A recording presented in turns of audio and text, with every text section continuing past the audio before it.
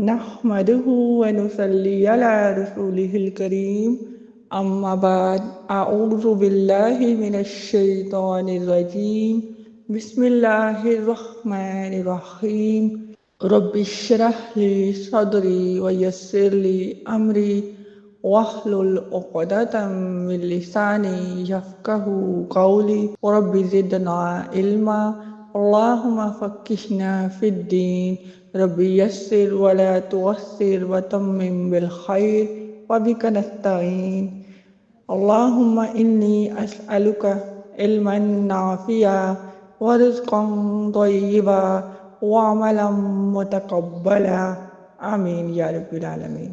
آج انشاءاللہ ہم سبق نمبر 1 مبادیات علم تجوید کا ہم سبق اور اس کے سوالات اچھے سے سمجھیں گے، یاد کریں گے انشاءاللہ۔ سب سے پہلے سوال نمبر 1، تجوید کا لغوی معنی کیا ہے؟ تجوید کا لغوی معنی ہے عمدہ کرنا، اچھا کرنا۔ کوئی ہم سے پوچھے تو ہم اس کا معنی کیا بتائیں؟ تو تجوید کا معنی ہے لغوی معنی عمدہ کرنا، اچھا، کاٹنا، چھانٹنا، خوبصورت بنانا، نکھارنا۔ اب تجوید کی تعریف کیا ہے؟ ہر حرف کو اس کے مخرج سے تمام صفات کے ساتھ بلا تکلف ادا کرنا۔ اب مخارج کیا ہوتا ہے؟ اس حوالے سے انشاءاللہ ہم آگے ڈیٹیل سے اپنے لیسن میں پڑھیں گے۔ فی الحال آپ صرف اتنا ذہن میں انٹروڈکٹ کر رکھیں کہ مخرج بیسیکلی ساؤنڈ باکس کو کہتے ہیں، آواز نکلنے کی جگہ کو، یعنی کہ جہاں سے حروف نکلتے ہیں، حروف کے نکلنے کی جگہ کو ہم مخرج کہتے ہیں۔ ہمیں مخرج کا جاننا بے حد ضروری ہے تجوید میں، اور یہی انشاءاللہ ہم سیکھیں گے۔ پھر ہم ہر حروف کی صفات سیکھیں گے۔ پھر جب ہمیں یہ 2 چیزیں پتہ ہوں گی تو ہم ہر حروف کی ادائیگی اچھے سے کر سکیں گے انشاءاللہ۔ نیکسٹ ہے علم تجوید کا موضوع کیا ہے؟ کوئی آپ سے پوچھے کہ علم تجوید کا موضوع کیا ہے تو آپ نے بتانا ہے علم تجوید کا موضوع حروف تہجی ہیں۔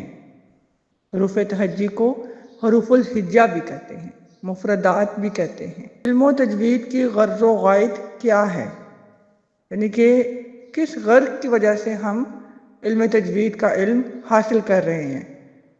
تو اس کی غرض و غایت ہے تصحیح حروف، یعنی قرآنی حروف عمدگی کے ساتھ ادا ہوں گے اور ان کی ادائیگی اس طرح سے صحیح ہوگی جس طرح سے وہ نازل ہوئے ہیں۔ یعنی ہم نے قرآن پاک کے حروف کو بہت عمدگی کے ساتھ ادا کرنا ہے، درست طریقے کے ساتھ، صحیح طریقے کے ساتھ ان کی ادائیگی اس طرح سے کرنی ہے جس طرح سے وہ نازل ہوئے ہیں۔ نیکسٹ ہے علم تجوید کی فضیلت کیا ہے؟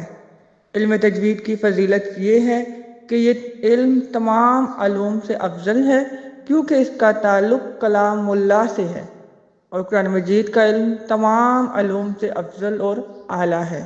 یعنی دنیا کے جتنے علوم ہیں ان سب سے افضل اور اعلیٰ علم قرآن پاک کا علم ہے۔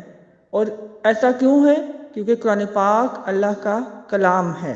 نیکسٹ ہے علم تجوید کا حکم کیا ہے؟ علم تجوید کا سیکھنا فرض کفایہ ہے اور اس پر عمل کرنا فرض عین ہے، یعنی ان کو قواعد کے مطابق پڑھنا ہر ایک مسلمان کے لیے ضروری ہے۔ فرض کفایہ کا کیا مطلب ہے؟ کہ علم تجوید کا سیکھنا فرض کفایہ ہے، یعنی اس کی مثال آپ اس طرح سمجھیں کہ جیسے کہ نماز جنازہ ہے، اگر کوئی ایک شخص اپنی پوری کالونی کی طرف سے جا کے جنازہ ادا کر لیتا ہے، نماز جنازہ میں شامل ہو جاتا ہے، تو وہ تمام کالونی کی طرف سے ادا ہو جائے گا۔ اس کو کہتے ہیں فرض کفایہ۔ لیکن اس پر عمل کرنا فرض عین ہے، یعنی لازمی ہے، ایک ایسا فرض جسے ہر ایک کو ادا کرنا ضروری ہے۔